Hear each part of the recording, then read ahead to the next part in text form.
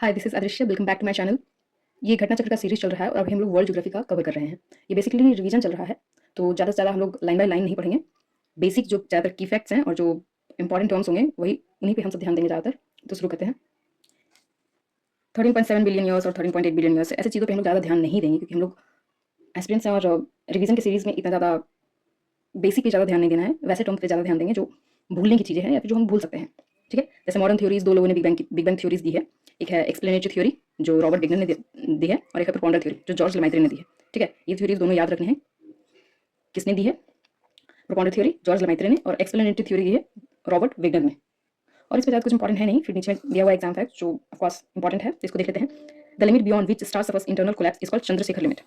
Okay, the black hole theory was propounded by S Chandrasekhar. Name of the galaxy in which our solar system is located is Milky Way or Mandakini galaxy. Constellation from where the signal of Polaris stars is received. The Saptarishi. Group of infinite galaxy, that is universe, and group of brightest stars of our galaxy is Orion Nebula. Next page की तरफ बढ़ते हैं। यहाँ भी कुछ exam facts दिए हुए हैं, जैसे modern theory regarding the origin of universe, that is big bang theory, and due to its infinite gravity it has ability to absorb all the remnants of the stars, that is black hole. It is closest star to our sun, that is Proxima Centauri. It has the highest density among all the 8 planets of the solar system, that is Earth. Its density is 5.5 gram per centimeter. The order of the planet according to density is, ये बहुत important है, कई बार exam में पूछा भी गया है, तो डेंसिटी के हिसाब से देख लेंगे। सबसे ज़्यादा डेंस है अर्थ, फिर मरकरी, फिर वेनस, फिर मार्स, फिर Neptune, Jupiter, Uranus and Saturn. The astronomer who proposed that the sun is at the center of the universe and the earth revolves around it, किसने दी थी? निकोलस कॉपरनिकस ने दी थी. The mass of the sun is approximately 1.989 times into 10 to the power 30 kg, which is approximately 3,33,000 times the mass of the earth. Okay, यहाँ पे दिया हुआ था density, density के अकॉर्डिंग अरेंज किया हुआ है प्लैनेट, और यहाँ पे दिया हुआ है according to their mass. Okay, descending order में है अकॉर्डिंग टू देयर मास.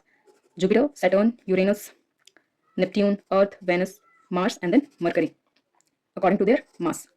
ये दोनों याद रखना, according to their density and according to their mass. ये दोनों इंपॉर्टेंट है, ज़्यादातर एग्जाम में पूछे गए हैं.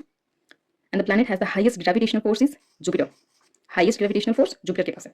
The astronomer who told 1000 years ago that the moon revolves around अर्थ, किसने कहा था? वारामिहिर ने.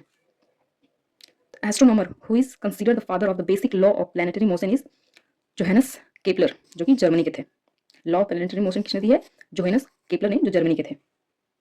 सोलर सिस्टम का फॉर्मेशन हुआ था about 4.53 to 4.58 billion years ago. ठीक है, डिस्टेंस के हिसाब से देख लेते हैं, सन से डिस्टेंस के हिसाब से देख लेते हैं, अरेंज कर लेते हैं. Mercury, Venus, Earth, Mars, Jupiter, Saturn, Uranus and then Neptune. And asteroid belt रहेगा बिटवीन जुपिटर और मार्स के बीच में, एस्ट्रॉइड बेल्ट, और कूपर बेल्ट रहेगा नेपट्यून के बाद में. ठीक है, और ये जो सोलर सिस्टम है उसके प्लैनेट्स को दो पार्ट में डिवाइड किया गया, एक टेरेस्ट्रियल प्लैनेट में और एक जोवियन प्लैनेट में. जोवियन प्लैनेट ऐसे हैं जो ज़्यादातर गैसेज से बने हुए हैं. ठीक है, और टेरेस्ट्रियल प्लैनेट ऐसे हैं जिसमें ज़्यादातर जो सॉलिड प्लैनेट्स हैं. टेरेस्ट्रियल प्लैनेट्स में है Mercury, Venus, Earth and Mars, and Jovian planet में है जुपिटर, सैटर्न, यूरेनस और नेपट्यून. देखिए यहाँ पे लिखा हुआ है Mercury, Venus, Mars and Earth are like solid like Earth, hence they are called terrestrial planet. Planet के पास अपना लाइट नहीं होता है, वो नॉन ल्यूमिनस होते हैं और वो इल्यूमिनेट होते हैं by the light of the sun. Okay, size के हिसाब से देख लेते हैं. यहाँ पे देखे थे सन के डिस्टेंस के हिसाब से, ठीक है, अरेंज किए थे. ऊपर भी हम लोग देखे हैं डेंसिटी के हिसाब से और मास के हिसाब से देख चुके हैं. तो यहाँ पे साइज के हिसाब से एक बार देख लेते हैं. दैट इज जुपिटर सबसे बड़ा है, Saturn, Uranus, Neptune, then Earth, Venus and Mars and then Mercury. ठीक है, बस यहाँ पे थोड़ा सा इधर उधर है, मरकरी, वेनस, अर्थ, यहाँ पे थोड़ा सा. इंपॉर्टेंट फैक्ट्स पे फिर आ जाते हैं. The part of the sun that we can see with the eyes, that is photosphere.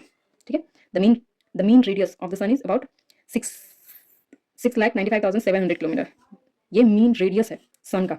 Use the release of energy, heat and light from the star is, क्या रीजन है? Nuclear fusion.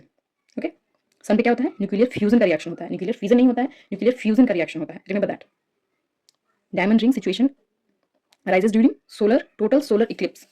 ठीक है, ये डायमंड रिंग का situation जो arise होता है, ये होता है टोटल सोलर इक्लिप्स के दौरान.